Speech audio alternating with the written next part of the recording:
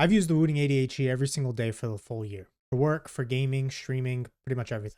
This is obviously not a first impression. I wanted to come on here to talk about how it's held up, whether I'd still buy it today, does the performance hit what I need it to hit, and is it a good overall keyboard as everyone hypes it up to be. So for context, I wanted to buy this for performance and pretty much every single day use. I don't like to swap keyboards often. I do love keyboards. I've built plenty in the past, but for gaming, I want a powerhouse. I want one thing only. And what ended up happening was I ended up using this more for work, probably 70% work and maybe 30% gaming and a little bit of school mixed in there too. And obviously this isn't sponsored. I'm not on here, you know, Wooting didn't send this to me. I bought this with my own money. Actually, my girlfriend bought this with her money and she gifted it to me. So, you know, thanks to her. But the big thing is like most reviews stop like after 2 weeks. They'll get the keyboard, they'll review it for a week, and then maybe they'll move on to the next thing. Or, you know, some of them keep using it. But no one really talks about how it is after a full year of daily use. So the first thing I'm going to cover in this is actually Hall effect switches. So Hall effect switches are magnetic switches that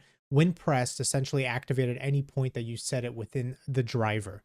So within Wootility, you can actually set your own actuation points on any key per key, and it's actually very fluid. For example, I'm currently set to 2.5 millimeters within my Wootility for each key on this board currently. I can actually swap profiles where it'll actually show based on the color, and essentially the profile now gets swapped to a 0.5 millimeter actuation point. At the end of the day, it really depends on how you play your style and what is comfortable for you. For me, 0.5 millimeters is actually quite low. If I even rest my hand on this keyboard, I will activate the switch. I, for some reason, tend to just literally palm my keyboard and I can literally rest it without even noticing. I tend to end up swapping back over to the 2.5 millimeter actuation point because this feels good for me. The other thing I'm going to quickly cover is rapid trigger. Essentially how it works is that when you press a key on a normal keyboard, you have to let it go all the way up before the key stops registering. With rapid trigger, at a certain point, it'll just stop registering that key once you lift your finger. It's actually super useful. I think that this is a phenomenal feature, part of all of these Hall effect boards, and I have it enabled pretty much on every key because of how fluid it feels, really. So the third thing I want to kind of quickly cover about how it feels is the typing experience. Out of the box, the Wooting 80 comes with the Lecker V2s, which is Wooting's switch. I don't think it's per se a bad switch by any means. I just didn't like the typing experience on it. Sounded very scratchy, and it honestly felt scratchy as well. So I'm a little unsure if they came factory lubed. I personally didn't want to deal with lubing, so I actually ended up swapping the switches altogether. I went here with the Owl Lab TI HEs. Phenomenal switch, and I'll do a little bit of a typing test toward the end for you guys to listen to it, but there is no issues since I've swapped. Again, I had to swap up the actuation point for it to feel good for me. I think 0.5 is not good at all for typing. You're going to make accidents even just moving your hand around the board.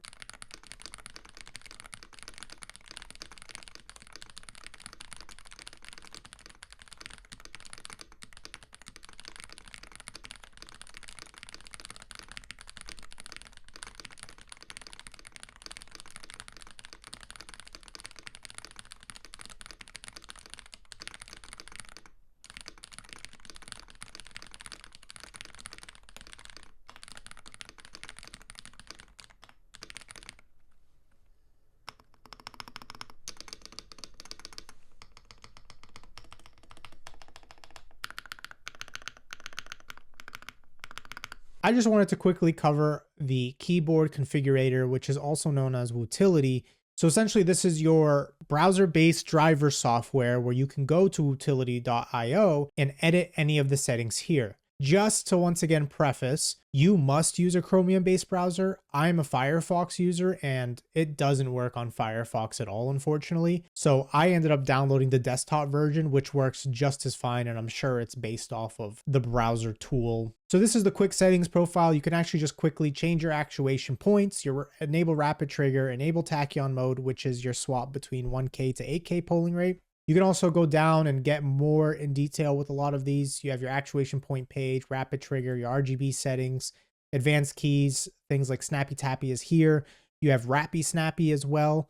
And all of these features are great. The only thing I use here is Snappy Tappy, which again is like the last input priority. So if I'm pressing A and I press D, it'll swap to D first. You can also set it kind of similar to a controller. This is brand new within the last few months. So if you play racing games or whatever, or anything else that kind of needs some gamepad simulation, you can set it up here. It's actually pretty cool. Outside of that, you have general settings, things like your polling rate, you have compatibility modes. If you have Razer products, you can connect all the RGB together. Interface updates.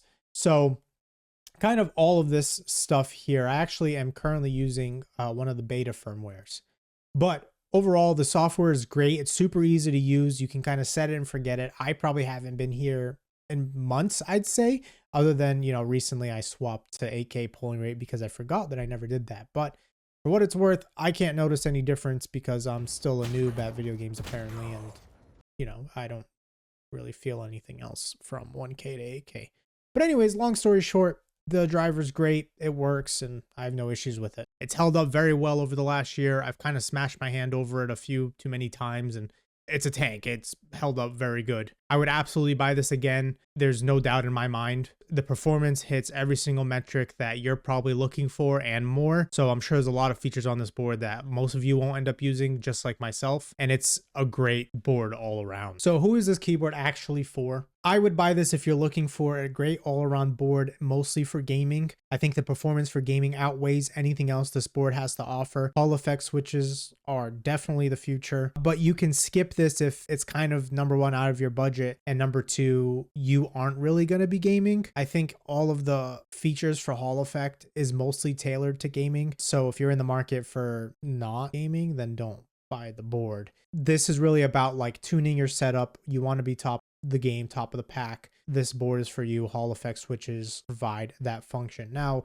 the truth is, are you going to be pro after picking up this keyboard? Probably not. But I would absolutely buy this keyboard again and again and again. I'd recommend it to anyone looking for a Hall effect board. At the end of the day, the only thing that I really would change about this board would be the switches out of box. I don't like the Leckers. I've heard good things about the new Tekken switches. I actually don't know how to pronounce it, but I'll pull it up on screen. Heard good things about these switches, or the TTC palms are great, but there's plenty of Hall effect switches on the market that will probably suit your needs if you don't end up liking the Lecker V2s. But if you're deciding between boards, I hope this saves you some time, and I hope you end up listening to me and picking up the board.